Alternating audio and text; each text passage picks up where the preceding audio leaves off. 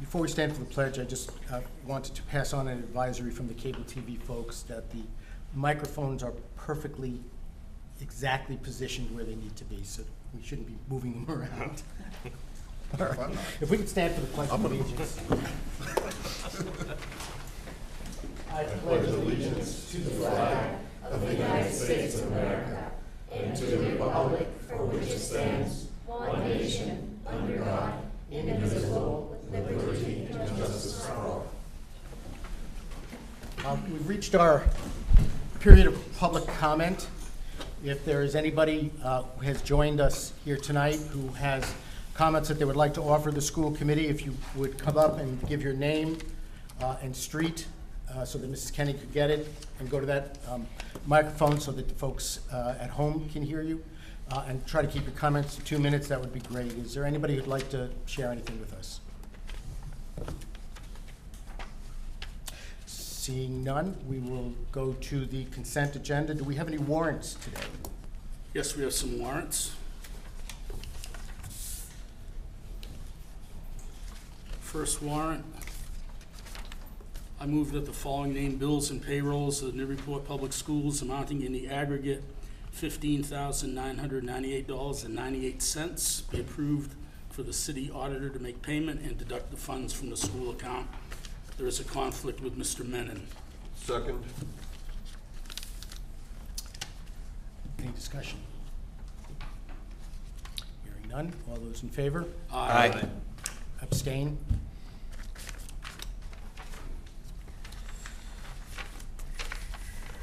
The next warrant, I move that the following named bills of the Newburyport Public Schools amounting in the aggregate $103,809.64 be approved and forwarded to the city auditor for payment. There are no conflicts.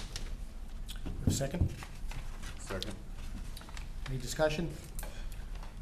All those in favor? Aye. Aye. Opposed? Passes unanimously. And the last warrant, I move that the following named bills of the Newburyport Public Schools amounting in the aggregate $463,758.50 be approved and forwarded to the city auditor for payment. There are no conflicts. Second. Any discussion? All those in favor? Aye. Opposed? Again, passes. We have a set of minutes from the October 1st, 2018 business meeting. Do I have a motion to accept? So moved. Do I have a second? Second. Discussion, amendments, recommendations? Hearing none, all those in favor? Aye. Aye. Opposed? None opposed. I'm going to turn over this part of the meeting to the staff and faculty recognitions to the superintendent. We'll take a brief 5-minute break afterwards so that everybody can shake hands and get their picture taken. And then we will come back into our meeting. Terrific. Sean. Wonderful. Well, first of all, I want to continue the student and staff recognition as part of all of our school committee meetings, and the people we're going to recognize here tonight, just extraordinary, from the students to the staff. I had the great fortune of having the ability to go, especially on the summer reading and culmination day for the NOC. It was a wonderful day where the students really collaborated in 3 grades. You had groups of 6th graders, 7th graders, and 8th graders really working together in problem solving. They were divided into groups and really looking at problem solving in the sense of if they were stranded in some items that they would need to take with them for survival. So it was, I don't want to go through the whole story there because we have some great staff members that will be explaining the day. But the collaboration, cooperative learning, it was just an amazing day. And after I left, I said, I want people to understand the work that was being done and a great learning experience for all the students. So at this time, I'd like to call up Principal Furlong just to introduce the staff that's here, and we'll go from there. Yeah.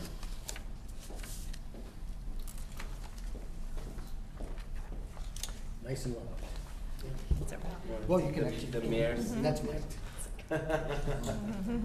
So I want to just start by saying thank you first to a team of 6 teachers who really go above and beyond. It takes hours and hours of planning to create an event that's going to be 3 hours long and encompasses our entire school, all 560 students. So that team leader is our librarian, Ellen Menesali, who is here today, and our team facilitation leader, Tara Ellis. Both of them will be here this evening, but there are 4 other teachers who can't make it tonight: Beth Dallas, Carrie Madonna, Jamie Sokolowski, and Enrico Antos, who together that whole team spent pretty much all of last year preparing for this year's summer reading. And the big idea is that we're trying to make summer reading fun. We're trying to say that we can come together and celebrate around a book, or in this case, a series of books that is a particular genre.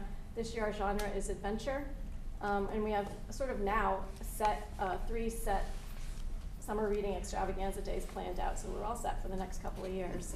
But adventure was the one this year, and I'm going to invite the whole group, as I think they're going to give you a little bit of a sense of what the day looked like. That, well, these mics are not for the room, they're Okay. for the TV. All right. So, So we'll step aside. Do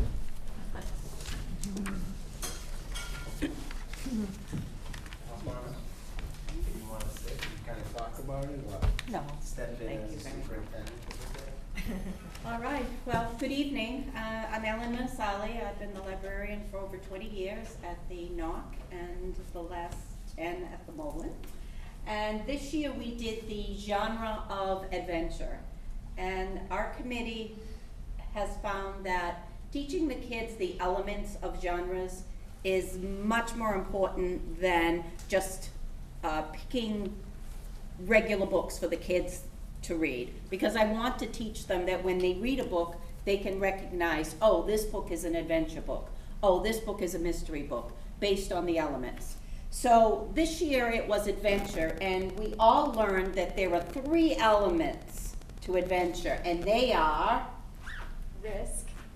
Action. Suspense. okay.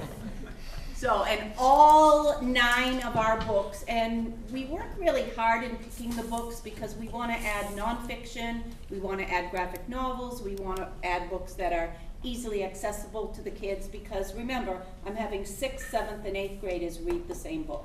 So I want 8th graders to be just as engaged in the book as the 6th graders. So, as you can see, my associate over here is dressed as a pirate. Hi, matey. And she's holding Treasure Hunters, which is a James Patterson book. James Patterson has been doing a lot of children's books and young adult books, as well as you know that he's made a lot of adult books. So that's a new one this year, and it was very successful. Will Martalucci is one of my 6th grade boys that are here, and Sam Hartford, and I have Marla Olson and Emma Foley. Emma's an 8th grader, so she has been through this 3 times with 3 different genres, so she brings a wealth of experience. Marla's a 7th grader, and she was in my group, which we had fun. And Will read every single summer reading book, I think 3 times, his mother told me. And Sam has read quite a few of the books as well. So I thought bringing the students, they could give you an experience of what we did. We had 3 different activities. Superintendent told you that the 6th, 7th, and 8th graders were mixed. One of our activities obviously was Risk. And it was, you were lost at sea. You had items that you had to decide which were the most important to you. Then you had to get together as a group. Well, why don't you explain it? So we had to individually rank items from what we thought was most important to least important. And then we would get together with a small group of like 5 people and collaboratively think of what we thought was most important. And then we saw what the Coast Guard thought was most important. So from that experience of being an individual, thinking what you would need if you were lost at sea versus your group and then the Coast Guard, how did your group do? We didn't do great, because we're not the Coast Guard. All right.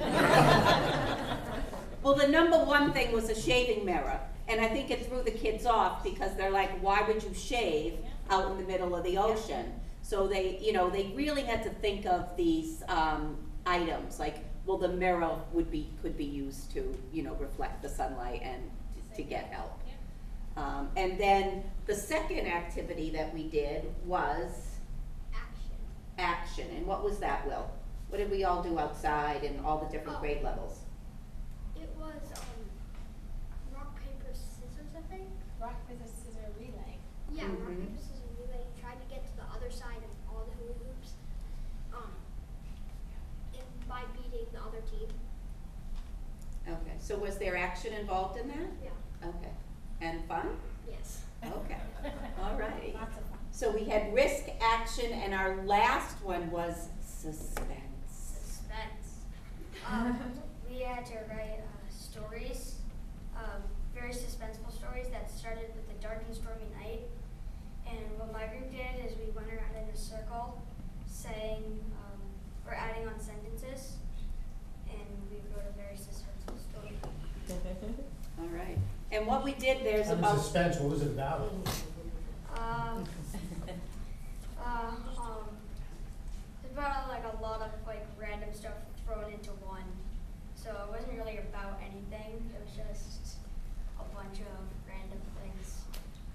we're going to have a contest. There were about 38 stories entered into the Google Drive.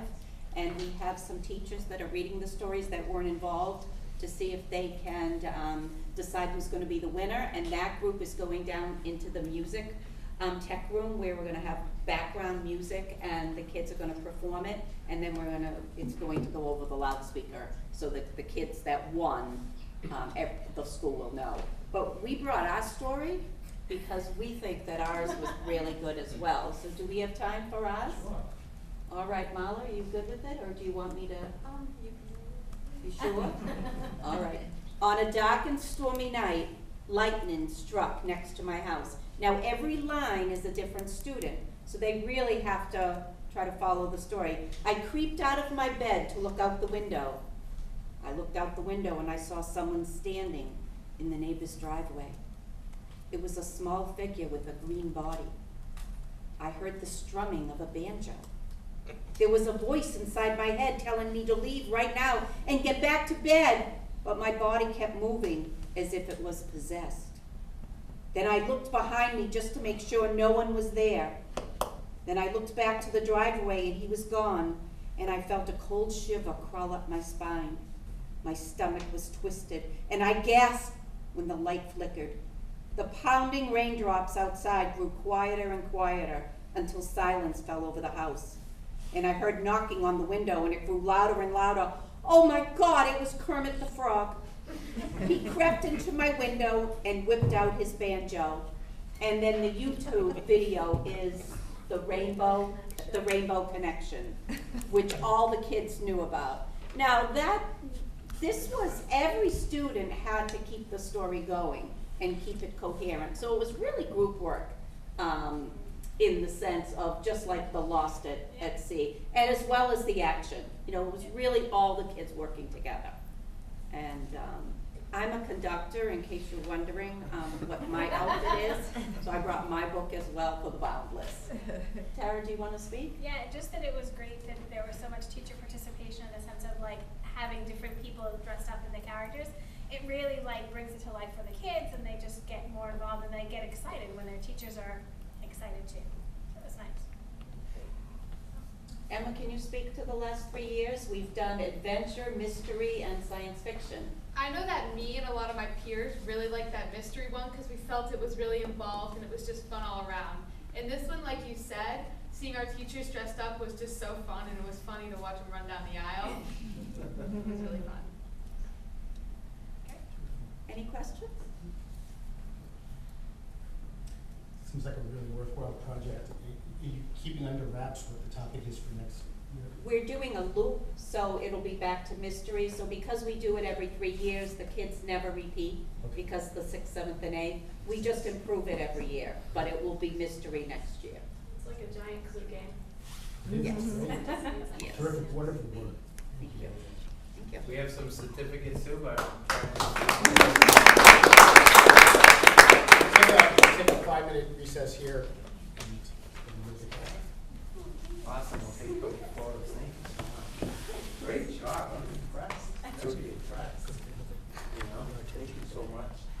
Congratulations, to last year. Two certificates now, I know, but this is, at 29 years, this means a lot. My certificate. Yeah. All right. Let's take a photo first. Sure. and then- All right, come on in. Yeah. We just gotta get in a little tighter. There we go. That's great. Smile. Got it. Awesome. All right, Mr. Menon, could I have you sign a couple of these certificates for us? Thank you. Great Thanks for job. having us. Yep. Mr. Menon sign these. Just those two. And then Emma. Thank you. Sam. And Will. There you go. And we have your teachers certificate for you. Thank you very much. Nice job, guys.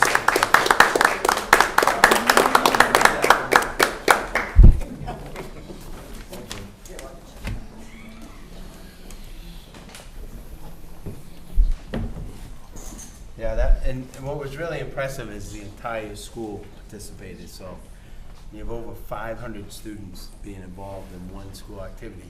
The organization was just incredible. A lot of fun, the kids are having a lot of fun. It's terrific. The next item on the agenda is the mask resolutions, but it occurs to me that we should flip it with the item after that, because if we don't have a volunteer to go down to the conference, we won't need to worry about how we're going to vote on the resolutions. It is it's a weekend-long conference, I think, but we don't really, we just go down for one day usually. Well, last year, because Ms. Sweeney was getting the award, I stayed down for the whole thing, so. Okay. You know, and the way they have the schedule this year, because it's actually later than it usually is, it's a little later than it usually is. And it really falls the Wednesday after the election, which is a little later this year on 7th. So the schedule's a little bit different, but Wednesday to Friday, and depending on what workshops are on Saturday, sometimes you stay around for Saturday too. Good. Before I start twisting Steve's arm, is anybody else also interested in going? And if I can just say, Sure. I'm happy to go, but I wanted to open it up to any of the other members. if I'm they- interested, but I'm not going to. Okay. Good. Well, that gets you halfway there. Good. So Steve, would you be willing to Sure. represent us? Sure. Terrific. Thank you, Steve. Nice job. Thanks. And Steve will give us a report afterwards.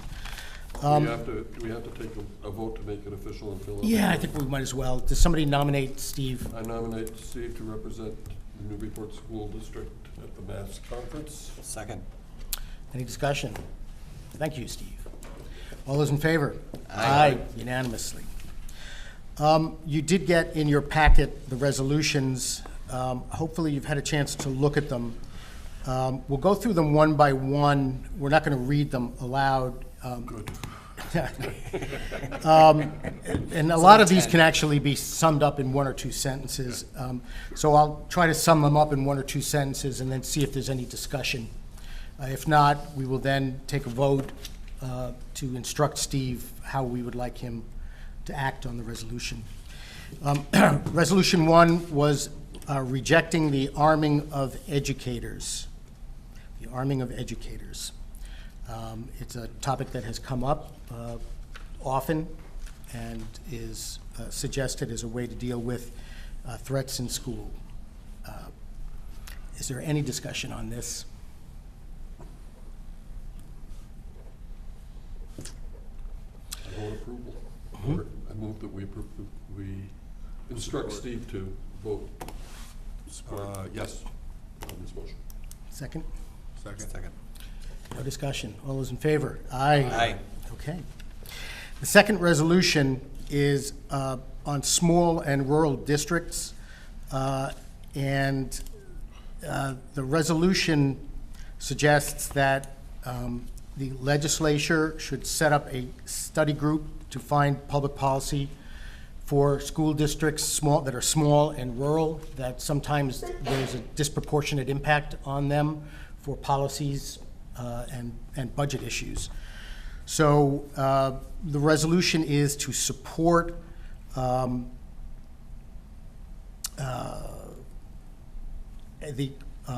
resolution would ask the state to authorize the Foundation Budget Review Commission of the legislature itself to study and implement changes to the foundation budget to support small and rural districts. Do we have a motion to? Can I ask a question? Yep. I guess maybe I don't get it. Like, aren't we all interested in them looking at the entire process? Yeah. Why don't we put this on and then have the discussion? Just we'll vote. All right, so second. Somebody move it second. Second. Okay, great. Now discussion. That's the way you got to do it. I don't get it. Don't we want them to look at the entire process and look at how it affects all schools across the board? Yes, we Okay, do. so what is the point of Focusing on small and rural, where they should be focusing on small and rural districts, other than, Usually, we like small and rural districts and think they should be able to do well without onerous state impediments. But I think the same thing about Newburyport, and I think the same thing about the large urban districts I've worked in. Do we know how they define small? no, we don't. One of the reasons that I have often found to vote no on these is that they're very ambiguously worded. And while there are some important ideas in them, the ambiguity of the wording is uncomfortable. I noticed, well, there were two things that are different about this resolution. Usually, MASC tells us which district is proposing these resolutions. That is noticeably absent this year. There's just one is one. Framingham did one of them, Okay. but none of the others. I certainly agree with David that I was a little surprised that there wasn't a general resolution encouraging foundation review. There's some of that is going on, but it always helps to go. I'm sorry, because I'm reading this here and it says there's actually like a specific clause that MASC is opposing legislation or unlegislated regulations. Are there such a thing? Unlegislated regulations? Yeah. Yeah, Yeah. Is that like stuff by DESI that the legislature doesn't continue? Okay. That would attempt to undermine the right of any city, town, or regional district to have imposed upon it a mandate to restructure, expand, regionalize, or dissolve its district without its consent. That to me sounds very different than anything. Maybe I'm misreading that, but I don't see suburban or urban districts doing that, I think. Yeah, the second paragraph to Maybe. me is the one that I don't get, the one that starts at this working group proposed modifications to the foundation budget and other elements of Chapter 70. We have a Chapter 70 review commission that has recommendations that have not yet been implemented. That to me should be the focus of any kind of resolution around Chapter 70. If they want to do a resolution around small and regional districts, the third paragraph, I think, explains what the needs of those particular districts might be. And This sounds like one district's trying to just protect themselves to something like a main regional situation. I mean, there's a lot this is sort of one of those kitchen sink resolutions where they're talking about Chapter 70, but they're also talking about small districts having the state come in and say, you guys have to become a regional district with these two other towns without the city consenting to it. So this strikes me as having some merit, but as being so poorly and ambiguously worded that I don't think I'm going to support it. And that's my feeling. I mean, I think one of the things they're simply calling for is the creation of a working group. And so I don't think that the other description that follows basically is going to direct where that working group goes. So I mean, on the basis of them calling for a working group, I mean, I would support that. But you know, beyond, and then that working group is going to come up with some recommendations. So, I mean,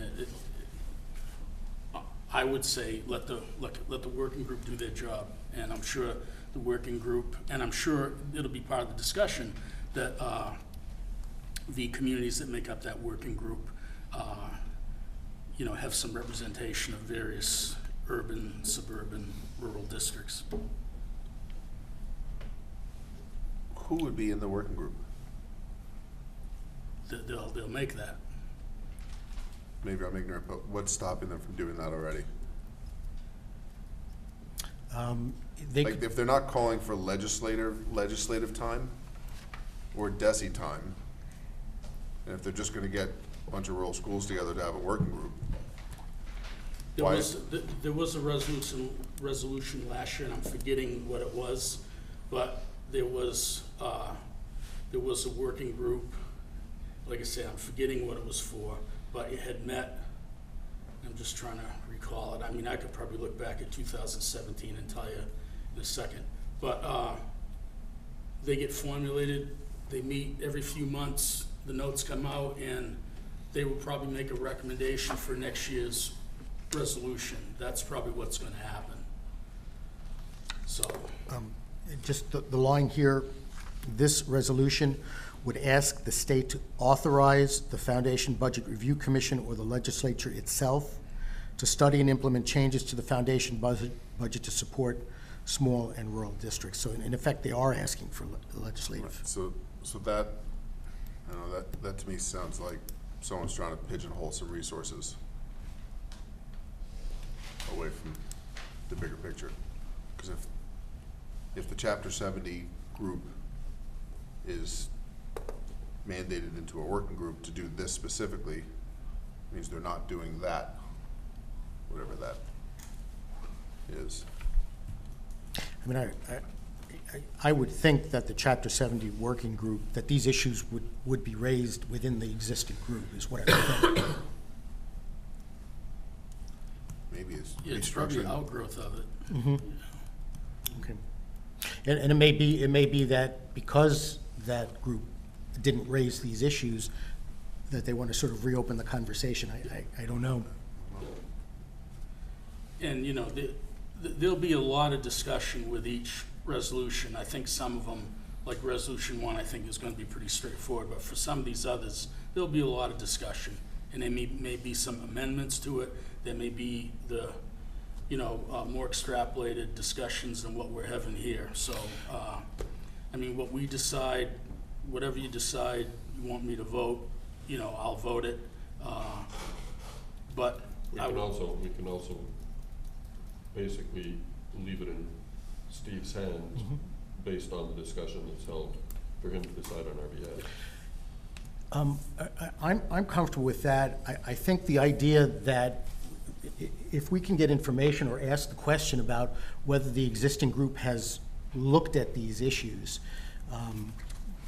then you can decide appropriately. I'd like to find out. It seems to me that they should have, and if they didn't, that's a different issue, Yeah. with a different resolution. Well, I can tell you that the committee that determines the resolutions met in July. So, I mean, they've been meeting. They meet every couple of months to put these resolutions together. So, you know, if you wanted to do, you could go to the MASC website and check out the meetings of the resolutions committee for 2018, and you could see what work they do. I don't think it's a question of the work the resolutions committee has done, Steve. I think it's more a question of, has the Chapter 70 work group Yeah, considered the specific questions of small and rural districts. right. And you can ascertain that though by looking back and seeing what was discussed. That's all I'm saying. I think Nick has a good suggestion. Just to we'll do some research, and if we have some additional ideas after our research, Yeah. get them to Steve, but let Steve make the decision based on, Yeah. you know, the idea, I mean, I think it's fair to say that it's the spirit of the school committee that we're all in it together. Yeah. And that everybody should get reviewed, and all those issues should be addressed and balanced. We're also gonna meet one more time before this conference, so. Okay. You know, Okay, great. So I don't think we need to take a vote on that one at this point. No vote. Resolution number 3 is opposing the elimination or merger of the Department of Education on the federal level with, what was it, the Department of Defense they wanted to merge it with? I don't remember what it was. Bigger guns and the bigger schools, I guess. Right, right. And I would suggest that while the temptation is there, I think there will be a time in the future when the Department of Education will be a bigger factor in education in the United States than it is right now. I would hope that they would maintain their autonomy. That's my feeling. So I move in instructing Steve to vote in favor of Resolution 3. Do we have a second? Second. Any discussion? I have discussion, questions. When this gets voted on, does this really have any bearing in the real world, whether the current administration gets rid of a cabinet Well, thing? I mean, do we Let have me, any say in it? How does let it me, even work on a federal level? let me give you a diplomatic answer. I know Betsy DeVos doesn't want to have it anymore. These but- these resolutions are passed or not passed at the level of the State Association of School Committees, and then that recommendation will get forwarded to the feds, our congressmen, our senators. So if it is asking for a federal response, and this one is a federal one, does it have any impact? But does Congress vote on this type of thing, or does the administration just say, we're getting rid of that and merging it with another department? Or is it legislated into law? No, there is some legislative input in that because it involves budget. And whenever the budget is involved, then the Congress is involved, if I remember my civics class, or citizenship class. Yeah, I think, What's going on now is they're just dissolving everything they do. Right. So action currently involves pulling back, and so therefore they're not dissolving the department, because that would be a political quagmire. But instead, they're just canceling programs, grant monies. I just read something else about something with special ed laws and protections and all sorts of. It's a way of just adding your voice to the chorus of people who might have I'd say different than what. Angela, you look like you really want to say something. I was just wondering, I do, thank you. I was just wondering, you know, Nick, you said that you were recommending to vote yes to eliminate the department? No. No, okay. I'm saying in I support of the missed it. resolution. a lot of these Don't do it. resolutions. Don't do it, thank you, that's what I was. The other thing that worried gets about very that. confusing is a lot of these resolutions are in opposition of something, so Yes, you are voting okay. yes to oppose. Okay, all right, I was confused, It thank you is for the easily clarification. confusing. Yeah. It's another example, though, of a resolution that's a shame it isn't written this way. More cogently. Because it could say something like, we would like the federal Department of Education to work in better concert with state and local agencies to be a supporting agency instead of dogmatic and dictating. Well, I have a proposal. I suggest that we vote to affirm this and ask Steve to see if he can get if he can get the resolution amended to add a statement like the one that you just said. Want to repeat that statement for me again? Why don't you let me wordsmith it a little bit, and we'll talk about it at the next meeting. Yes, Okay, all right, that's that's fine. fine. That's fine. Okay. Terrific. So we can- If we're really gonna Can we go on propose, this one as well, or?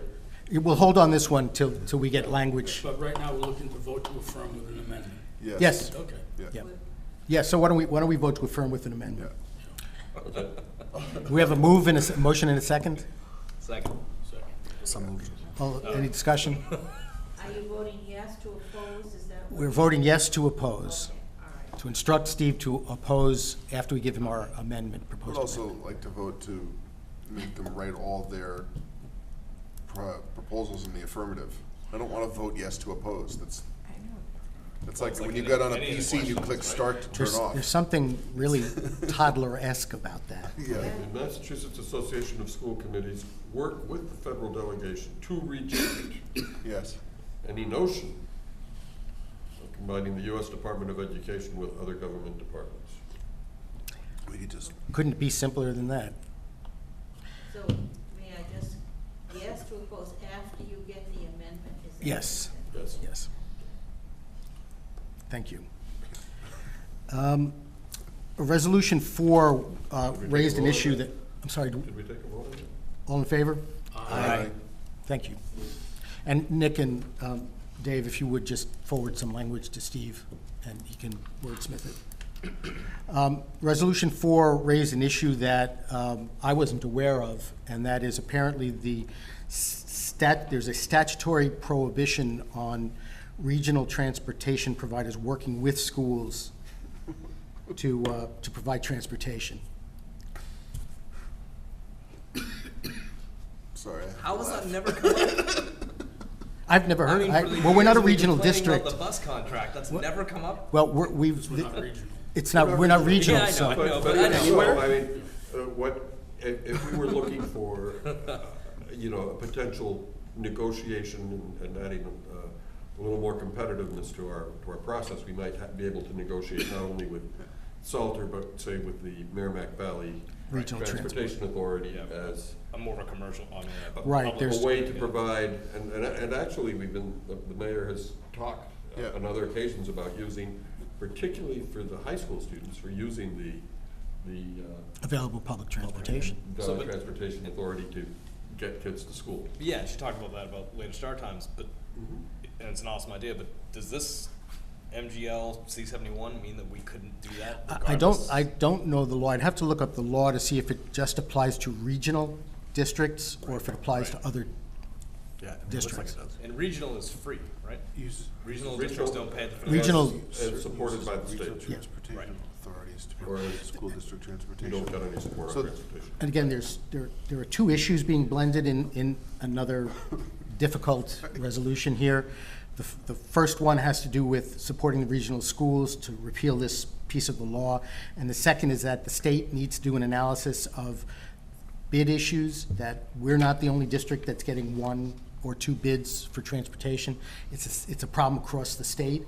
And they're asking the state to examine, to look at what's going on, why that's happening. Do we know anything about, it says prohibits certain uses of regional transportation authorities. Do we know what those Well, are? for example, we aren't allowed to use the regional transportation authorities for transportation in regional districts at this point in time. I mean, I wonder if that means, I have no idea. I would think that means you can't contract with the Regional Transportation Authority just to do school transport and nothing else. You want me to read it? Sure. Section 7C. No financial assistance shall be provided by the Commonwealth for the purchase of buses or the operation thereof to any applicant for such assistance unless such applicant and the Secretary of Transportation in construction of shall have first entered into an agreement that such applicant will not engage in school bus operations. Okay. So that's a regulation on regional transportation authorities. It's not on the school districts, but the prohibition is not on the districts, it's at the regional transportation level. So I'm gonna say the same thing I said last time. We also had a lack of bidders. And I think the whole thing needs a deeper analysis. How is the state gonna help districts get their kids to school? Yeah, I think I would have to say that my feeling is that any prohibition on regional transportation providers working with regional districts to provide transportation. Makes no sense to me. I'm sure that there's a rational reason, somewhat rational reason, for the law being passed, but in this day and age, with the environmental issues we've got, and school districts struggling, and money being allocated to, it's time to look at that, and look at the state analysis of the bid issue. So I would like a motion to support this. So moved. Second? Second. Any discussion further? All those in favor? Aye. We're instructing Steve to support Resolution 4. Resolution 5 is a resolution to have charter and private schools held to the same level of accountability as public schools. In theory, personally, I think that's a good idea. I haven't got a clue what they're talking about in terms of accountability. Are they talking about standardized tests? Are they talking about the number of water fountains? In some cases, some specific charter schools are exempt from MCAS. Okay, so they should just hone it down to that, because I'm reading this and I'm saying, does it have to do with the number of water fountains per 100 students, or what accountability? I'm not sure what accountability they're speaking to here. However, I do know last year when we went through our CPR review and we were doing the training around that, there were very different standards for charter schools than there were for just general public schools. So that might be one area of accountability. That's a comprehensive program review, and there were different standards for charter schools. So the third paragraph says, anybody receiving public subsidies, funding, or support should be held to the same reporting and accountability standards, including the same annual assessments of student proficiency required of public schools as a condition of continued eligibility to receive public subsidies or fundings. So I know, for example, like even though charter schools are supposedly public schools, all of their documentation is like pretty much nowhere to be found. But if you're willing to dig for it, it's all in a completely separate format on completely different DESI pages. Like you can't see it the way you can see public school figures. So they claim to be the same thing, but they're not. That being said, I don't at all agree that private schools should be held to that. So I don't know what they mean by private schools that receive public subsidies. They're talking like out-of-district placement schools, maybe? I'm not sure. Right, because wouldn't that be a private school that receives a public subsidy, like public school tuition, maybe? I don't know what that means, but I don't want Governor's Academy to have to give MCAS exams. I think it's the Title I's, different grants. I was gonna say different grants that, like if there was a STEM Correct. initiative that a private school wanted to put Correct. in for, that they could get that, and that's technically state funds that they're getting. Yeah. Well, see, that I agree with. If they're gonna get Title I funds, they should prove that they're teaching kids Right. something. Because essentially you're taking those funds away essentially from maybe somebody else too. Right, that's a stipulation of Title I funds. You have to prove you're doing something with it. Right. All right, I'm in. I move to support this. Do I have a second? Any further discussion? All those in favor? Aye. Thank you, Steve. Thumbs up on this one. Resolution number 6, be it resolved that we support evidence-based reproductive criteria, and we call upon the U.S. Department of Education and executive branch to stop their support of abstinence-only education.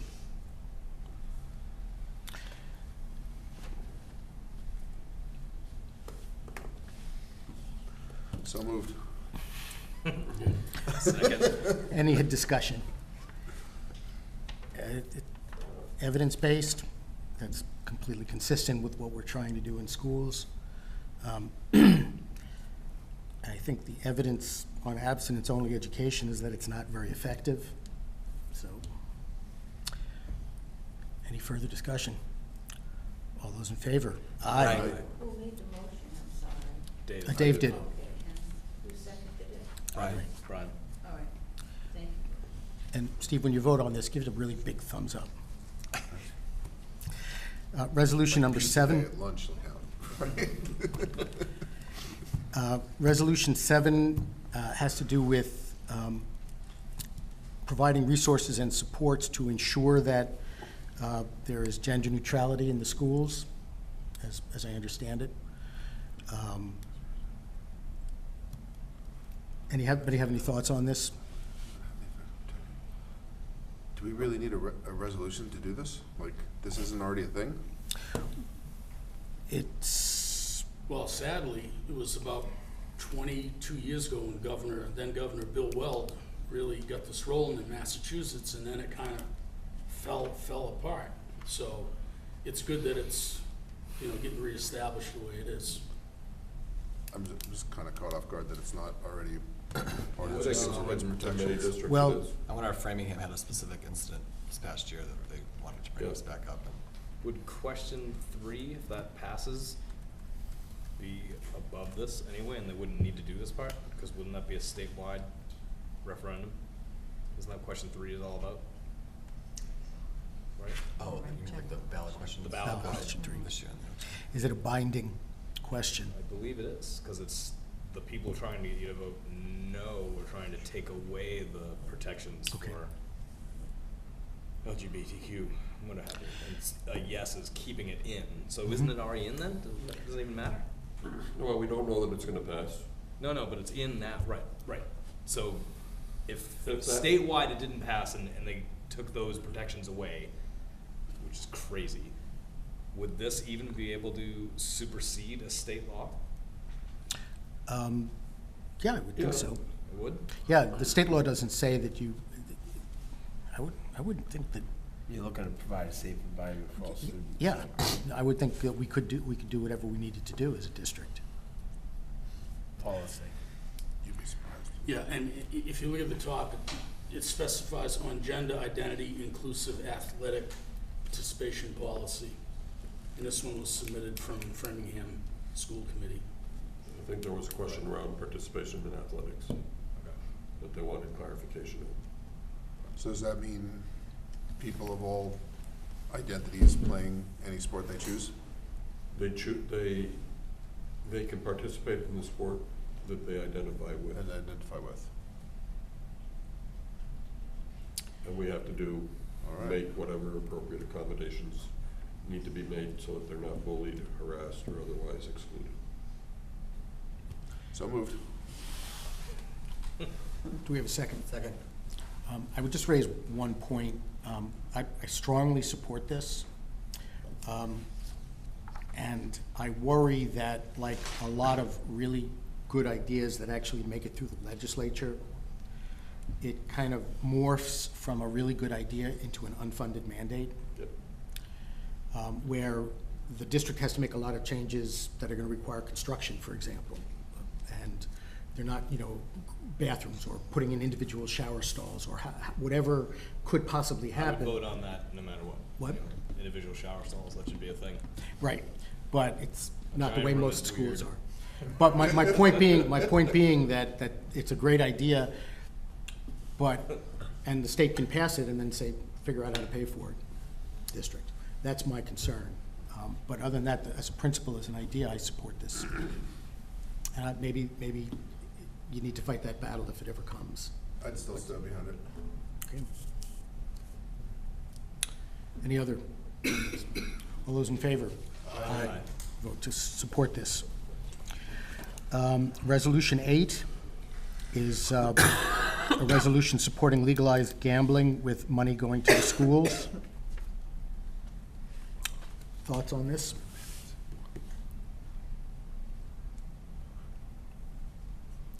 Do you want to move on it first and get to discussion? Or do you want- Sure, yeah, we can do that. Do we have a motion? So moved. Second? Second. Okay, great. Now we're open for discussion. This is basically taking sports betting and giving a portion of it, just like they do the regular Yeah, lottery. The resolution says, should the legislature pass sports betting, legalize it, that if they do that, a portion of it should be used to fund the schools. It doesn't Totally say agree. whether I don't they even know what support that is. sports betting or not, it just says, if that should happen, then we want a piece of the pie. I don't even know what legalized sports betting would be. Like, what does that mean? So right now you bet can on only the do it a Patriots. certain states, and now some states are voting to like New Jersey, I think is the first on board to like. But like you're talking like OTB stands, like off-track betting places where? No, we're talking about college football That's what I'm games. saying. I We're don't know talking what that about looks like. Is there professional like sports. like a bookie store downtown? Is Yeah, that what you're saying? it's essentially elevating. DraftKings. DraftKings, they'll put a sports book into one of the casinos. Fantasy School football, supplies. things like that, fantasy football. For money. Play a card.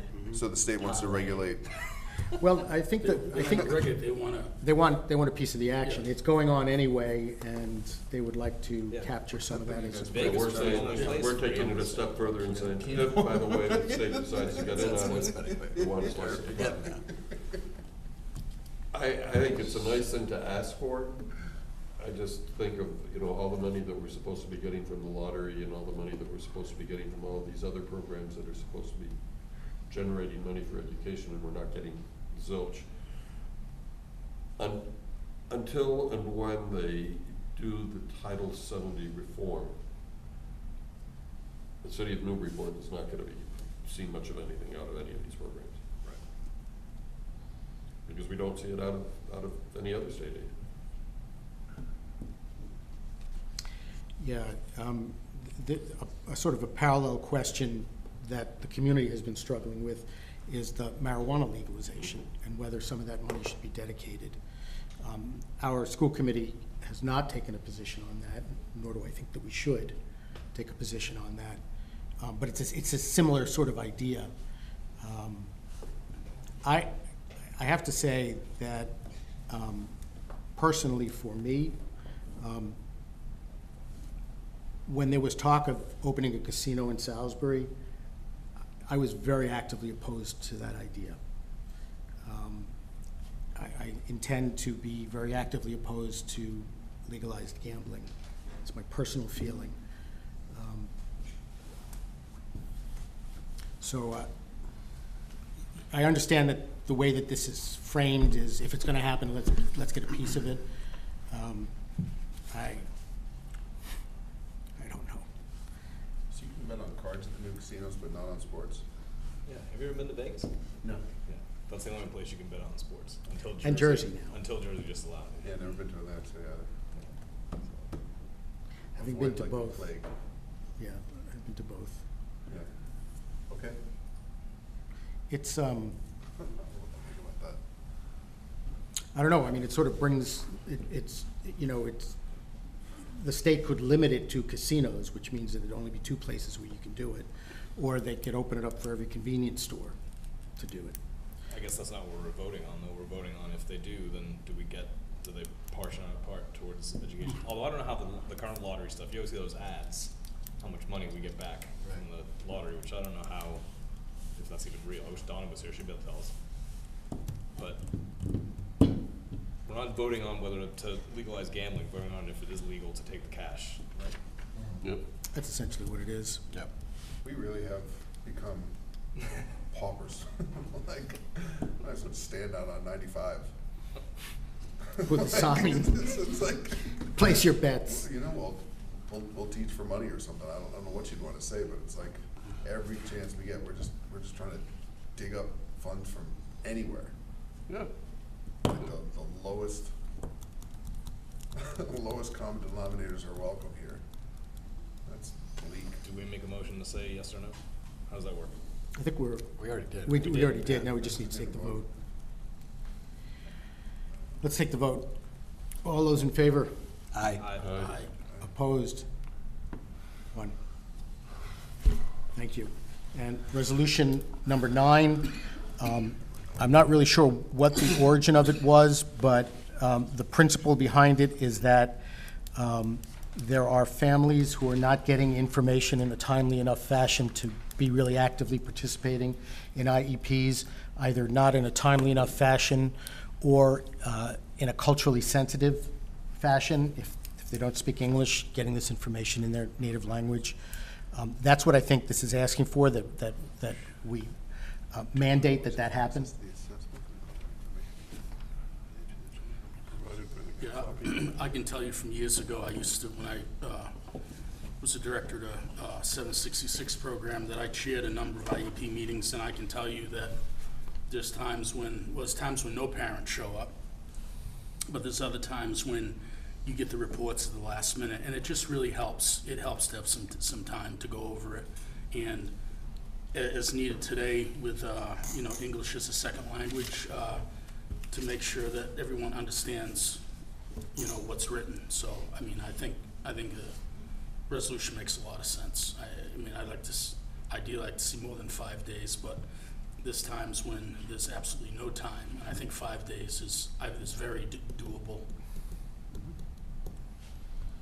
My 2 cents are this is the one resolution that I feel I can unconditionally support, that the language is fine. Whoever wrote this resolution should take a crack at the other 8, as far as I'm concerned. So I would support this myself. I'll only point out along the lines of your unfunded mandate comment, like the psychologists and social workers that I've worked with putting together the reports for the IEPs are like to the bone, typing 150 words a minute trying to get those things out on time, because they are, you have to stop putting people in for IEP referrals in like February because they're so backed up by then. So, if you make them do an extra 5 days, I'm not sure where that, my experience is that the delay comes organically and at the distaste of everybody involved. Yeah, just to take it in a completely different direction here, and your comments raise some questions in my mind about this particular resolution. Because we've spent a lot of time in policy committee going over the kinds of things that are involved in IEP, the kinds of input that's involved, making sure that people get the services that they require. Would it be possible for us to ask our own special education team to take a look at this resolution and see what they have to say about it? We could certainly do that if we could get that to happen before the next school meeting. committee meeting. Just to say, hey, yeah, absolutely we should do this, absolutely we can do this, or, yeah, it sounds good, but it's gonna be such a bear to implement that we're putting the noose around our own necks. And perhaps we want to put the noose around our own necks. That's a different story, but I would just like to know and understand the administrative impact that this might have on our district. I think that makes a lot of sense. Those are the 9 resolutions. Do I correctly have? Yeah. Do I correctly have us tabling 4, 5, and 9 for further discussion? Is that correct? No, you tabled. 2. Well, you vote your conscience. Oh, well, I thought we were gonna get some more, We can still try and get more info. and then make a final decision. Okay. Maybe not 4. I think it was number 2, wasn't it? 2 and what did we do on 5? Resolution 5? No, you voted to support on 4, 5, 6, 7, and 8. Yeah. Okay. And then 3 was, Yes to approve. affirm, but some new language. Yes Okay. to oppose, excuse me, Yes to affirm. yeah. So 2 and 9 are the ones that we haven't voted on? Yeah. Okay, great, and we'll do that, we'll revisit this. This isn't really sort of an exercise in frustration, although it gives us an opportunity to vent a lot. I think the reason I like going through this is it gives us an opportunity to sort of step back from our intense focus on our district, and see what some of the issues are that are affecting everybody, all the other districts. So it's a real good opportunity to have some of the conversations around that. So I thank you very much for your time in going over this. And we are now moving to the Assistant Superintendent's report. Thank you. I'm going to report out tonight on 2 things.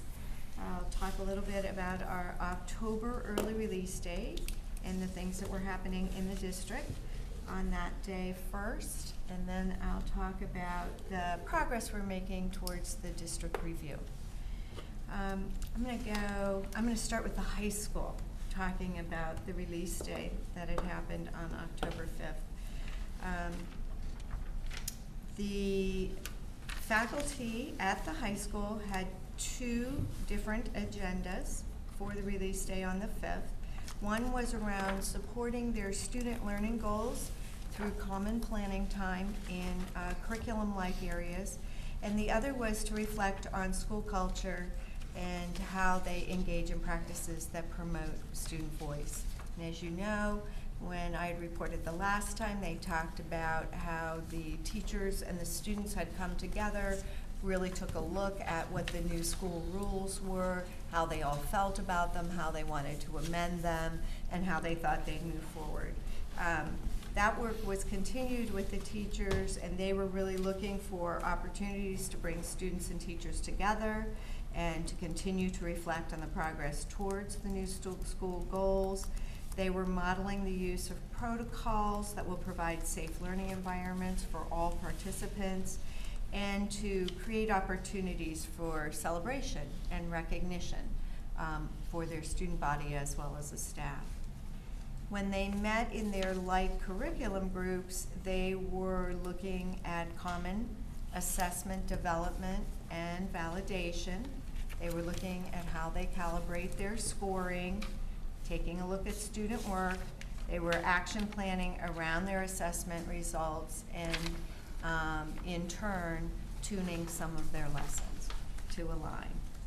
So their overall objectives for the day were to create a plan for a culture of recognition, to take initial steps towards standard-driven goals and common assessments, and to know the common planning time, what the common planning time expectations are, and to use a planner to identify and document their outcomes.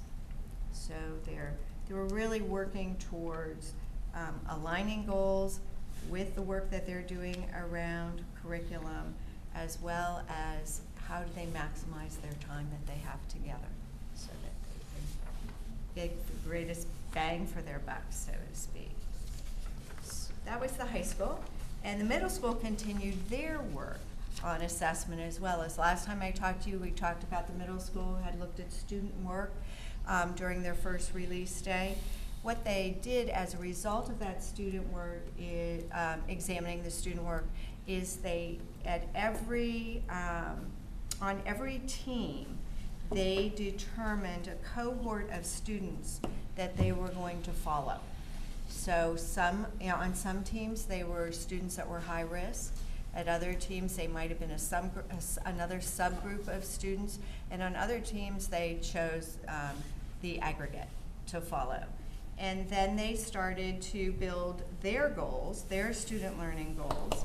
And so they spent time talking about their goals and getting feedback around their goals, and then fine-tuning the goal and how they were going to measure the academic growth of their chosen cohort. And they worked on that in teams throughout the day, and at the end, they submitted 3 standards or concepts that the data had shown, where the data had shown the achievement gaps in their respective subject area. They explained 2 ways that they could address those gaps with curriculum alignment or adjustment, and then they provided 1 area of growth in their teaching practice that they would like to learn or incorporate, or shadow a colleague that is already utilizing the things that they wanted in the area that they wanted to grow. The Mullen School worked on 2 different things that day too. They were working with ZERN, which is a program that aligns to the Eureka Math program. And that was facilitated by Kristen Smolsky and Bresnahan math interventionist Steve Costello, which you saw, who you met at the last meeting. And then the second session focused on improving reading comprehension through reciprocal teaching. And they had started that at their faculty meeting and then continued that work with Emily Reston. It was facilitated by Emily Reston. And they continued that work on the early release day. One of the things that Principal Rossi is encouraging the school committee to is to join the Mullen Twitter page as she posts staff meeting info and PD info as it's occurring, in addition to day-to-day happenings in the school. And she thought that might be nice for you to join the Twitter page. And that would help you stay updated on what's happening there. Yes. The Eureka Math program. Oh, Zern. Z-E-R-N. Yeah. Okay, thank you. Thank you, I'm sorry to interrupt. That's quite all right. Isn't that the And then capital switch lastly, the order? Bresnahan. Do you know what the Mullen Twitter page is? Oh, I said, yep, it is at NBPT Mullen. Oh, yeah. See it? Yep. Okay, join. And then the Bresnahan School continued some of their work around social emotional learning. And the majority of our, all of our general education classroom teachers met with Andy Egmont. And Andy Egmont did a workshop with them around the 40 assets at the elementary school, because we've done a lot of professional development at the middle and high school around the assets, but not as much at the elementary school. So she focused on that, and then there were many other smaller groups working. So, you know, their Bright team, which is the Bridge Program for Transition, worked together. They have a PBIS, PLC that worked together. They had a group of specialists that worked with Dr. Sean Casey around feeding disorders. They had a performing arts PLC that worked in a vertical way. Their ELL team worked vertically, the nurses worked vertically, the health and wellness worked vertically, visual arts worked vertically, and those are all district teams. So those are areas where we have smaller groups of educators working together. But all in all, I think it was a great day. They had very positive feedback and accomplished an awful lot. Thank you. Any questions about that before I? Do you know offhand if the other schools have a Twitter thing, so we know what they're doing, what Tara's doing? I don't know. I don't know if they do, but I'll find out for you. That'd be cool. Well, Thanks. Yeah, if we could get that for all the schools, you know, just again, it goes back to Presumably that footprint. exists. Yeah, The knock and the right. Bres do. I know that. I don't know if Andy's up to speed yet. Andy has his Twitter going too. His? Does he? Yep. Yeah, I will get you The their, PD thing is particularly interesting, High school. yeah, because you know, like, people are always like, what are they doing? right, You know? right, And if no, Tara's that's sitting there, perfect. Bing, bing, bing, look at Right. this. That's Exactly. Yes. right? That's what we're working on from that, from our extended leadership team when we brought in Mr. Coffey to get our Twitter account and have more of a social media presence to control the message for parents so they Yep. have a place to go. We're getting there. Thanks. Would it be Question, possible Dave? for us to see the list of things they've identified and are going to work on? You don't, names aren't really necessary. I'm just curious as to, These are the cohorts, you mean? yeah. You said they identified data and gaps. At the middle school? Yeah, At the data and middle gaps. school? So, Just sounds like an interesting list of, right, the various cohorts that they Yeah. chose? Okay. And the action plans that they're. yeah, like What, the things they're going to change about their You teaching. said they identified 2 best practices or strategies or something like that for Right. each one. Mhm. What those were, so we can see what Or I they're. could give you a sampling of what they were. Yeah. Yeah. I think that not only keeps us informed, but again, because it's presented here, it gives the community some more information. Terrific. Oh, yeah. Okay, and then, you know, as you know, our district review is coming upon us pretty quickly here, at least our self-assessment, the upload for our self-assessment. So last Thursday, was it Thursday? Last Thursday, all of the principals, Emily, Russin, and Liz Kinsley, and central office came together. We took a day out of district to really just focus on a process that would help us gather evidence for our self-evaluation. We were lucky to have Joan Conley, who's here tonight with us too from MASS, with us for part of the day, and she helped us kind of frame some of our work as we started to think about it, because she was able to bring a broader perspective to our thinking, which was very helpful.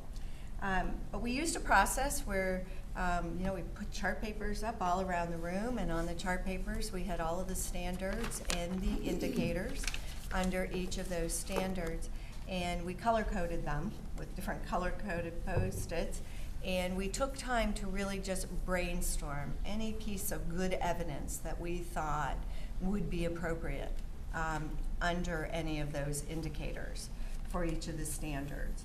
And then once we had done that, we went around and shared those and narrowed them down to the strongest evidence that we thought was there. We identified who would be responsible for, we've got some shared Google space right now, for putting that evidence in the shared Google space. And then we started the process of talking about how we would rank ourselves if we were to self-evaluate under each of those indicators. And it was a really good process for the leadership team to go through, because we were basing the conversations around our self-evaluation on the evidence that we had discussed. So it kept us honest, to a certain degree, rather than going on our assumptions or what our observations are, or what we think that we're doing. We really talked about it from the perspective of the evidence that we had identified for each of those. So that's where we're at. Everybody has been assigned some of that work. All of the work needs to be put in place in our shared folder by October 26th. And then that will give us a couple of weeks to go through everything that we've pulled together and take a look at it and determine what the best pieces of evidence are going to be to submit, because we're still going to have more evidence than we need. And we'll still have to narrow that down. But hopefully by that point, we're going to have the kind of evidence there that we'll be able to put together to tell our story of the district in this self-evaluation. So that's where we are in the process, it felt much better after our full day together. It really felt, like it was something so large that it was almost paralyzing. How do we tackle it? And this made it seem very doable. So it was a good process for us to go through. Great. Any questions, comments? Thank you. You're welcome. Move to the superintendent's report. All right. That's the last. Well, first of all, you also. We get subcommittee reports after you. Just want to thank Joan Conley, who's out in the audience, retired superintendent, also part of the induction program. I'm very fortunate. Was selected as my mentor. We didn't grow up on the North Shore, but we have a lot of North Shore connections throughout. And as we were meeting, we were talking about this district review, and former Superintendent Conley said, well, I helped write those standards. Maybe I can help you out. So she was a great resource and spent the whole day with us as we worked on that. So I'm very, very appreciative and for all of her support and help, especially with the district review and also my entry plan that we'll talk about in a little bit. I'm going to go through our process, just some of the superintendent's report, some of the work we've been doing the last couple of weeks. So Nancy Lysick and myself, we started to begin our budget process. It's going to look a little bit different. We're keeping the same, the format, but we've added a few different forms, and then we're going to work with the principals. So we setting up our timelines. We're going to be sending out our guidelines for all the budget holders within the district. And we developed some forms that I always felt was pretty helpful in articulating as a budget holder in the past, but district-wide, I think it's going to be helpful for us to set our priorities. And we created a staffing changes and new additional or reductions. So that's Form A, is like really your staffing patterns. That is very descriptive. Non-salary expense justification and description of that would be the Form B that the principals will be receiving and have looked at.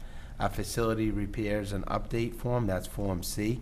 Anything within the building that they need to prioritize, and working with Steve Burkholm on the capital improvements.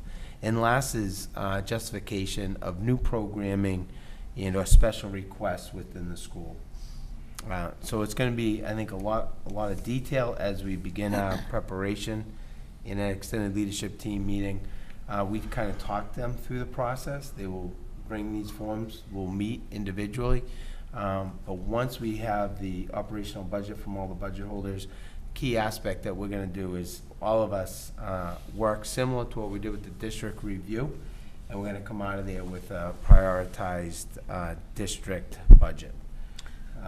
And the principals are really excited about that. Great. Sean, it's around this time of year that I always say exactly the same thing, so I'll say it to you. Okay. Welcome to the club. Thanks. It would be very helpful to the school committee, and it's certainly very helpful to me, to be able to feel confident that the school councils, which have a statutory role in this, are involved in the process. Exactly. So I just would ask you to. Yes, and I think as we move closer to this aspect of the school committee, I'll put everything together so that you'll have the documents.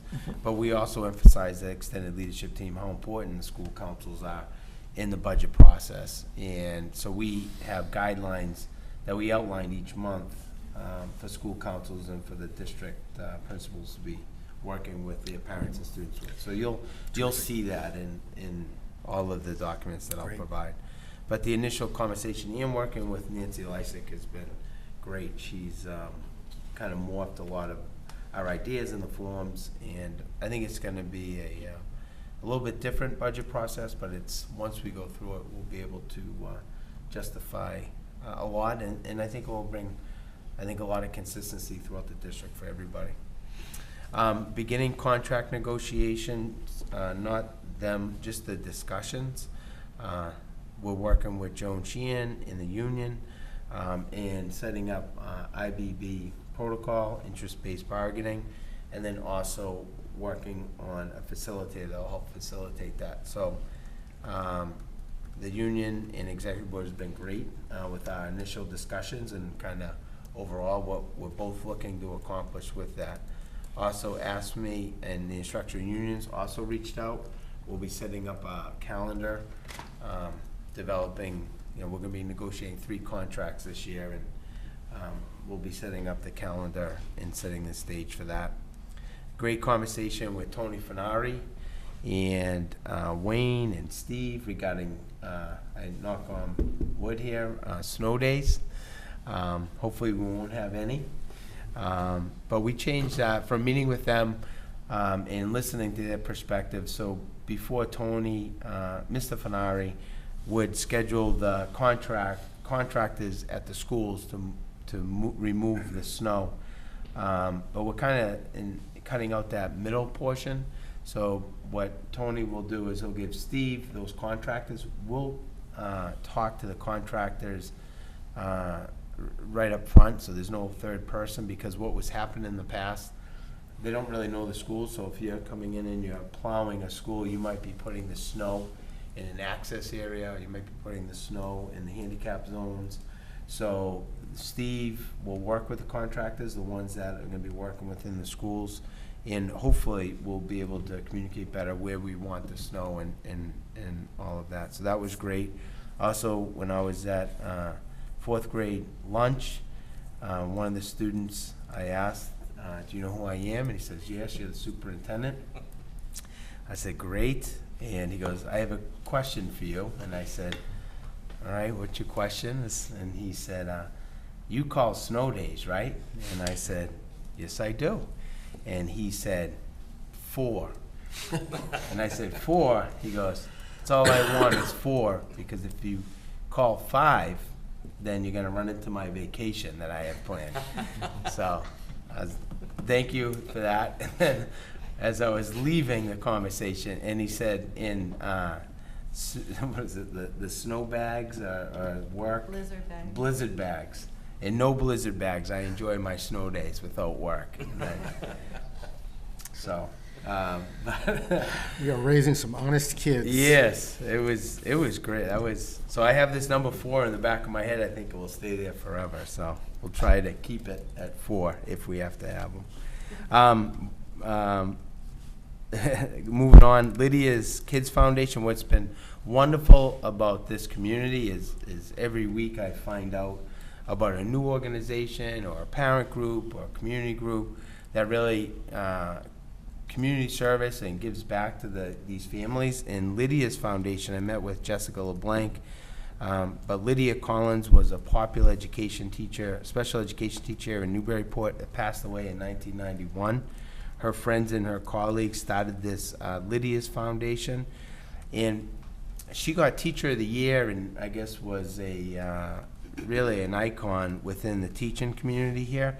But she took it to the next level. When you find out what she used to do for the students, she would bring them in for some of the at-risk students, clothes, boots, jackets, made them meals, bought gift certificates, and this was all behind the scenes. And this foundation does the same type of stuff, and it's been going on since the mid-90s, since 1996. And Jessica LeBlanc is now kind of heading and overseeing this foundation. But it was just really impressive. So there's a couple fundraisers throughout the year, but she just really, Ms. LeBlanc wanted me to know that what the foundation is about, and that they'll be continuing the fundraising to help our most neediest families. So it was great. The open houses, I had both the Bresnahan pre-KK, and then also the last couple of weeks, grades 1 to 3. I attended all the open houses. Just, once again, community support, parents, guardians, it's just a great community. And I also wanted to credit all of our principals, Principal Sullivan, Davis, and Assistant Principal Noble, for all the organization, the faculty, and support staff. A great, wonderful night for everybody. We continued our secondary school redesign leadership workshop at Brown University. Myself, Lisa Furlong, and Andy Wolf went to Brown from the same conversations we had over the summer, really building a network of superintendents, middle school and high school principals, and then also working with Assistant Superintendent Bick, and starting to begin to develop some professional development down the road to really enhance this networking and community. And last, Andy Egmont, the Director of Youth Services, continued with parent guardian awareness with the movie Anks, and then she had a panel really talking with some experts that the parents could ask questions following the movie. And throughout and about the community, I've received a lot of positive feedback on that from parents, that it was so worthwhile, because they were adding stress. Like, for example, I'll give you, one parent said that, not even knowing, but she has, I guess, the Aspen program. If the student gets below an A- or a B+, it automatically would notify her immediately in every assignment. And after that video and discussion, she unknowingly was putting, she's like, I'm putting all this stress on my, I'm thinking, I'm monitoring my child, but I just, she saw it as something she took off the plate and had a discussion with her child. And I think that was the whole key of that, is for us, to work as a community. Parents can't raise children on their own. The schools can't do it on our own. Business community at large. But when you rally everyone together, we can all work together and get things done. So that was, once again, the collaboration with youth services in that film had a great impact on a lot of families that night. So that's the quick 2-minute or 3-minute summary of the last couple of weeks' superintendent's report. Great. Thank you. Terrific. I don't know if we have any subcommittee reports. Finance meets tomorrow. Joint Ed Joint Ed got canceled. got canceled. And then I think policy meets Saturday. Policy is So, yeah. Okay, terrific. Now, just a question. I heard that Nick makes breakfast for the policy. Is that still in play? Or? You need to, you do need to RSVP. Is that what it is? Because No, we'll I mean, cancel I that just- one I if there's just no need breakfast. to make sure that, I've got a committee to work with. Okay. I'll feed them. Yeah, Nick figured that out, and it's been very successful. If you feed them, they will They'll come. come, absolutely. Brian, Absolutely. put your order in. I like that quiche. We do need to have a short executive session after this meeting for the purposes of discussing negotiations, collective bargaining, and/or potential litigation. We will not be returning. Can I have a motion to that effect? So moved. Second? Second? I believe, is it a roll call vote? Yes, roll call vote. Roll call vote. Mr. DeCanter, Yes? Mr. Reardon, Yes. Mr. Callahan, Yes. Mr. Menon, Yes. Mr. Hawkeizer, Yes. Mr. Cole, Yes. and the mayor is absent. Terrific, thank you.